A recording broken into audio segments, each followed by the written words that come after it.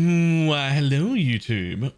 Welcome back. This is Balamage again, and today we're just going to do a little video on Diablo 4. We will see a lot of Diablo 4 videos. Honestly, Diablo 4 is very swamped in content, so this is not like a build video or anything. This is more of a state of the game review from a degenerate Path of Exile player who was pretty disappointed with where Diablo was beforehand.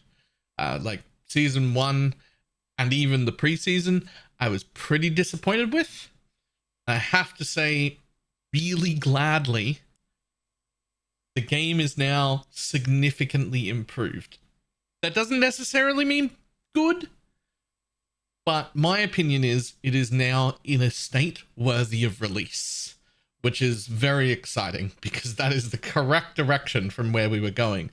This time I got to play it for a solid 8 days before I ran out of things to do, which is significantly longer than I was able to in the past.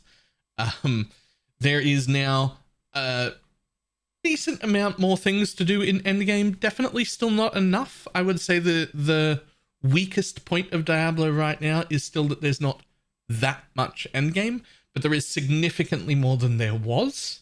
This Season 2 patch has been amazing for adding in things to do in the endgame. I feel encouraged and rewarded to go do almost everything that the endgame has to offer, which is very different from last season or even the preseason where I very quickly ran out of stuff to do. There are a ton more builds to play, way more viable options, and way more sub specs of that build, I guess you would call it, like different ways to build it that will also still work. So there's a lot more like customizability in my builds. So that's really nice. The one you'll see in the background here is the main one I played for the entire week. This is Don the Crown's Lightning Blender build.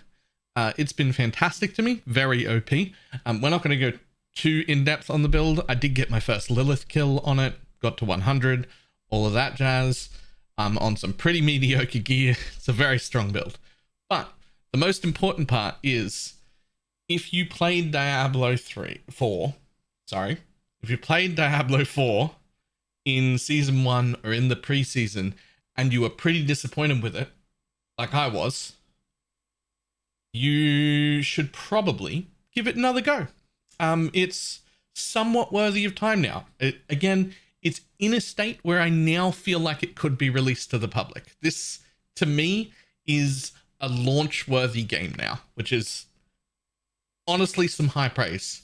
Again, endgame, we're still going to need more of, especially post 100 endgame. You will, if you're a gaming degenerate like I am, you will run out of things to do in 6 to 8 days. Now those are 6 to 8 streamer days, so they're good, like at least 6 to 8 hours a day.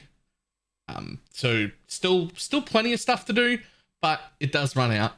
It's not going to compete with endgame from a lot of other RPGs right now, but the amount of stuff that came this time in this patch, the amount of stuff that they added was actually huge. Like a tremendous amount of stuff got changed or buffed or added in certain ways that have made it just a much smoother game to play, much better progression, maybe a little too fast on the level and gear progression. I feel like I did overcome that quite quick.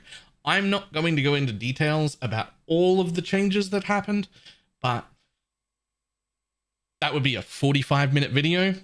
This entire video is basically just for my already established audience. If you have abandoned Diablo 4 and all hope for it, I get you. This patch has given me a reason to try it again. Not just given me a reason, but held up its end of the bargain of being an entertaining game and rewarding me for my time and just basically making me have fun again. So I have super high hopes moving forward. I do think if they do 2 or 3 more seasons that head in this direction, that it won't just be worth playing, it'll actually be an objectively good game.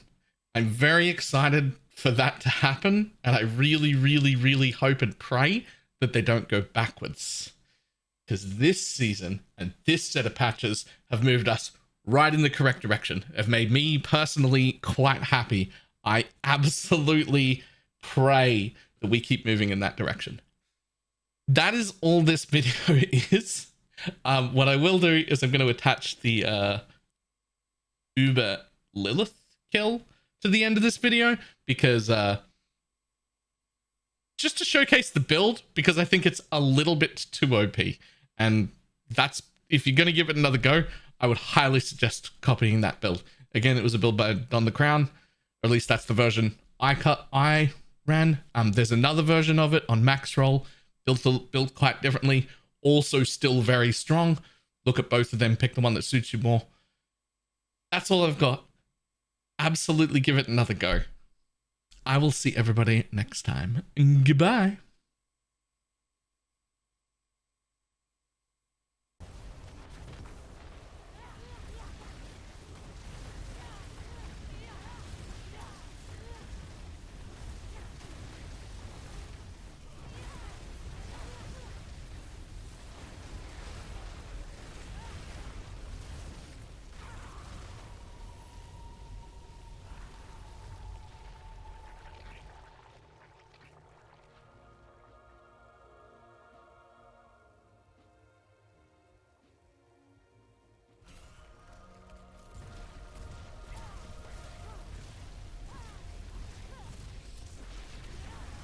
I'm not ready yet.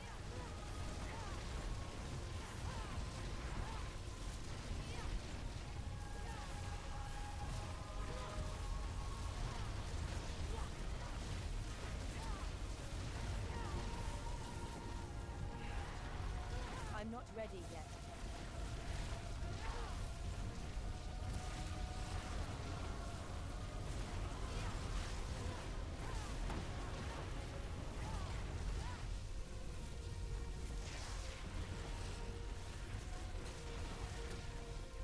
Okay, but you're dead though. I need you to stop.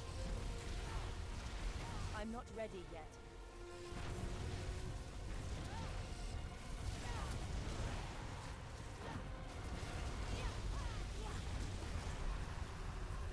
Okay.